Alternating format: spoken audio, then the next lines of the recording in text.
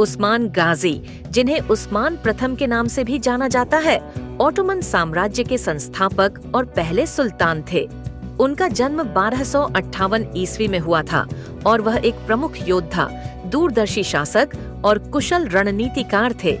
उनकी कहानी एक छोटे से कबीले के नेता से लेकर एक बड़े साम्राज्य के संस्थापक बनने तक की अद्वितीय यात्रा को दर्शाती है। उस्मान गाजी का जन्म अनातोलिया के पश्चिमी भाग में हुआ था, जो उस समय मंगोल हमलों और बीजांटिन साम्राज्य के हमलों से जूझ रहा था।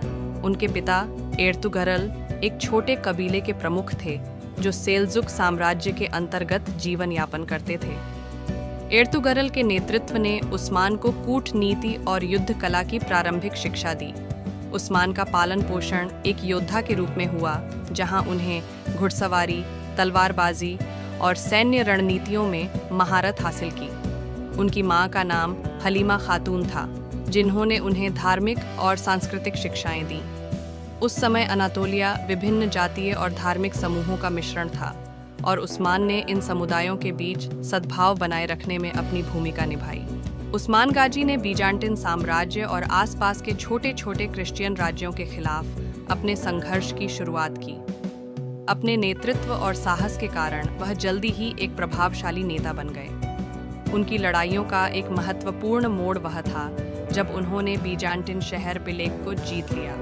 इस विजय के साथ उनकी ख्याति पूरे क्षेत्र में फैल गई और स्थानीय जनजातियों ने उन्हें एक शक्तिशाली नेता के रूप में स्वीकार करना शुरू कर दिया। उनके नेतृत्व में उस्मान गाजी ने एक ऐसा साम्राज्य स्थापित किया जो सैन्य शक्ति के साथ साथ आर्थिक और सांस्कृतिक समृद्धि का प्रतीक बना।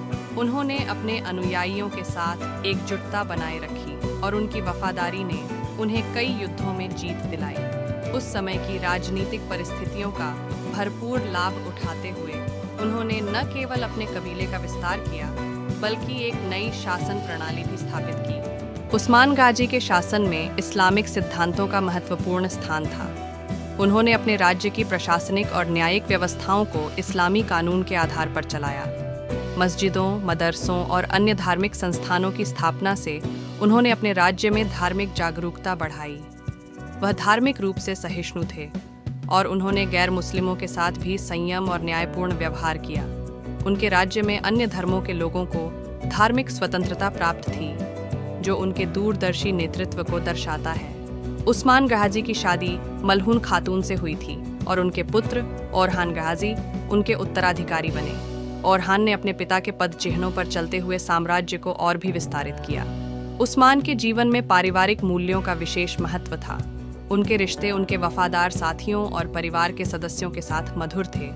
यह भी कहा जाता है कि उन्होंने अपने साथियों के साथ विचार विमर्श करने और उनकी राय को महत्व देने की परंपरा शुरू की थी, जिसने एक मजबूत नेतृत्व आधार को जन्म दिया।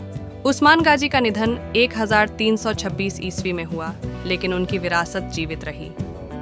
उन्होंने जो साम्राज्य स्थापित किया था, वह उनके बाद के उत्तराधिकारियों द्वारा और भी विस्तारित और सशक्त किया गया। उनका साम्राज्य एक विशाल शक्ति के रूप में उभरा, जिसने न केवल मध्य एशिया और यूरोप को प्रभावित किया, बल्कि दुनिया के ऐतिहासिक परिदृश्य को भी बदल दिया। उस्मान का जीवन संघर्ष, विजय और दूरदर्शिता की एक गाथा है, जिसने आने वाली पीढ़ियों के लिए एक प्रेरणा का कार्य किया। उनकी विरासत आज भी उन मूल्यों और आदर्शों के रूप में देखी जाती है जो उन्होंने स्थापित किए।